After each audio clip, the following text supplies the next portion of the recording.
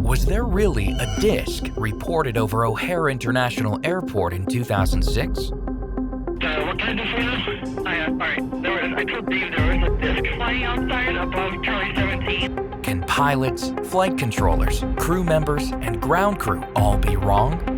Watch this video and you be the judge. Frivolous and sensationalistic UFO reports have exploded across the internet, making it more difficult than ever to weed out the credible from the questionable. In response, a handful of experts are applying rigorous investigative and scientific standards to evaluate evidence of this phenomena. One of these is veteran journalist Leslie Kane. I've been looking into the UFO subject for about 10 years, always focused on the hardcore factual information. Radar evidence, the photographic evidence, the physical evidence that have been studied in laboratories, and not on more conspiracy-oriented material that's floating out in the culture and all over the internet. In January of 2007, I was struck by an amazing story that was on the front page of the Chicago Tribune. A number of employees of United Airlines witnessed a disc-shaped object. It looked like a metallic disc hovering over the United Airlines terminal, specifically over gate C-17. And this was at rush hour, a busy afternoon around 4:30. It was seen by a lot of people on the ground. It was seen by pilots, by crew members, by managers, by people that were moving planes around. It was estimated to be about 22 to 88 feet.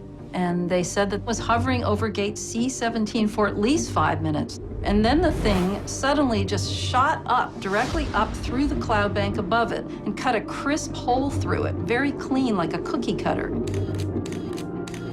The witnesses, trained aviation professionals, were confounded by what they had seen.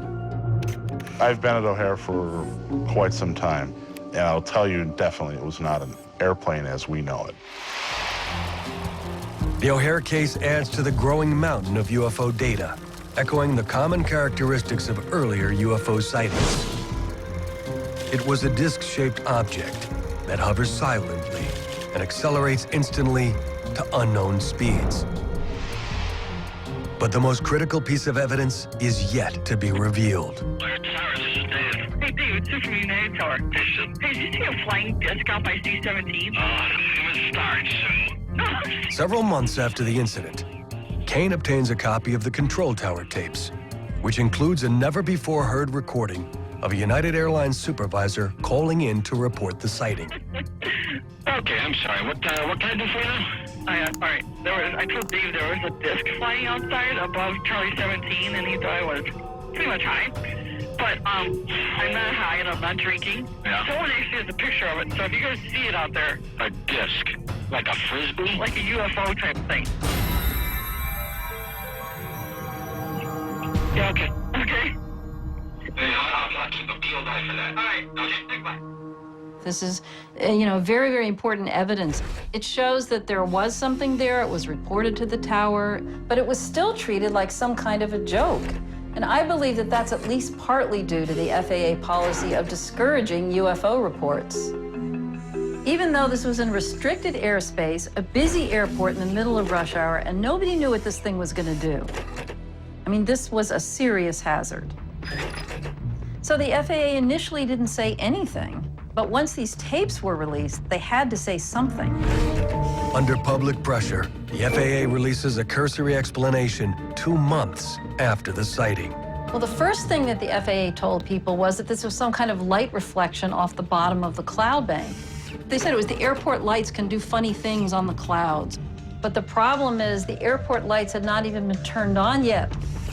The second explanation that the FAA gave was that it was a weather phenomenon, most likely what is called a hole punch cloud. A hole punch cloud is a natural phenomenon that is caused by ice crystals falling from above a cloud down to a cloud bank below and melting a hole in the cloud. The problem is you have to have freezing temperatures for this to occur. Well, we know for a fact that it was too warm at O'Hare that day.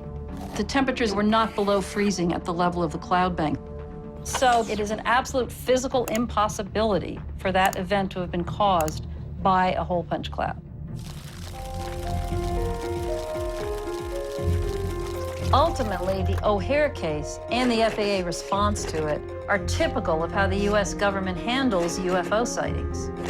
First, they avoid having to talk about it at all, but if that becomes impossible, the authorities will just throw out whatever explanation they think might fit, whether it's plausible or not. And it's a real problem. This has happened countless times for decades. It's a standard operating procedure for cases like this. Thanks for watching this video. Click here to watch our playlist of short, credible videos covering all aspects of the UFO phenomena. And make sure you subscribe to catch the new content posted every week.